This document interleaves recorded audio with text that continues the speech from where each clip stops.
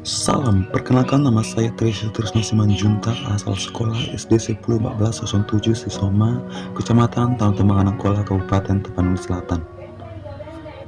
Baiklah, kali ini saya akan menyampaikan aksi nyata saya melalui topik Merdeka Belajar, yaitu yang pertama, pemahaman gagasan dan prinsip pendidikan berdasarkan pemikiran Ki Hajar Dewantara. Yang kedua, pemahaman untuk memfasilitasi murid agar tumbuh sesuai dengan kodratnya. Yang ketiga, penerapan pembelajaran yang memerdekakan murid. Nah, kali ini saya akan menyampaikan yang saya pelajari, yaitu 5 modul dalam topik Merdeka Belajar. Yang pertama, mengenali dan memahami diri sebagai pendidik. Yang kedua, mendidik dan mengajar. Yang ketiga, mendampingi murid dengan utuh dan menyeluruh. Yang keempat, mendidik dan melatih kecerdasan budi pekerti. Yang kelima, pendidikan yang mengantarkan keselamatan dan Baiklah, kali ini saya menyampaikan modul yang pertama, yaitu mengenali dan memahami diri sebagai pendidik, yaitu pendidik yang mengantarkan keselamatan dan kebahagiaan. Yang selanjutnya, mengenal karakteristik dan kebutuhan peserta didik. Yang selanjutnya, menjadi manusia merdeka yang hidupnya bersandar pada kekuatan diri sendiri, baik lahir maupun batin, tidak tergantung pada orang lain, yang disampaikan oleh Ki Hajar Dewantara. Yang selanjutnya, pendidik menuntun kekuatan kodrat yang ada pada peserta didik agar dapat mencapai keselamatan dan kebahagiaan. Yang selanjutnya, peserta didik berperan penting pada perkembangan peserta didik sesuai dengan perkembangan zaman. Yang selanjutnya, mendidik anak sama dengan mendidik rakyat. Yang selanjutnya, guru harus adaptif terhadap berubah. Baiklah, kita masuk ke modul yang kedua, mendidik dan mengajar. Yang pertama, mengajar merupakan bagian dari pendidikan. Yang kedua, pengajaran merupakan cara menyampaikan ilmu atau memanfaatkan bagi hidup peserta didik secara lahir dan batin.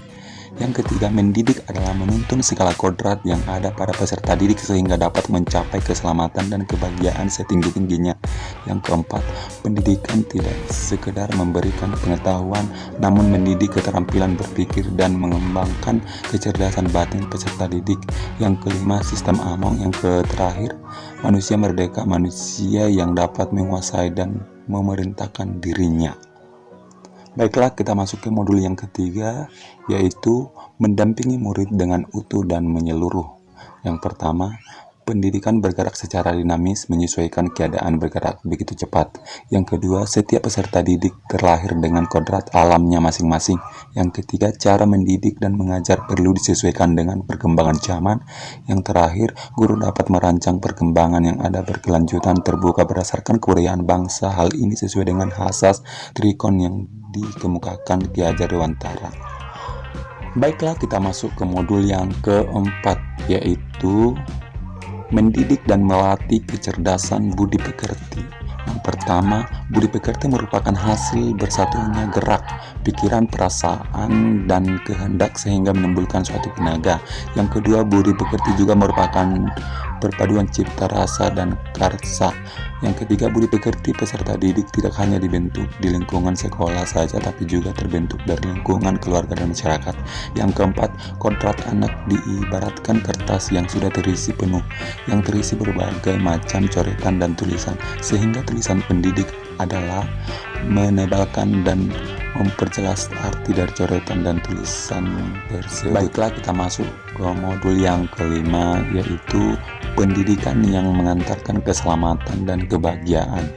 Yang pertama, guru harus mampu membimbing dan memantau peserta didik untuk mencapai pemahaman yang bermakna. Yang kedua, perspektif guru tidak selalu sama dengan perspektif peserta didik. Yang ketiga, yaitu fungsi pendidikan adalah mengantarkan peserta didik agar siap hidup dan mampu mengisi zamannya. Sekian aksi nyata merdeka yang bisa saya dapat. Semoga bermanfaat. Terima kasih.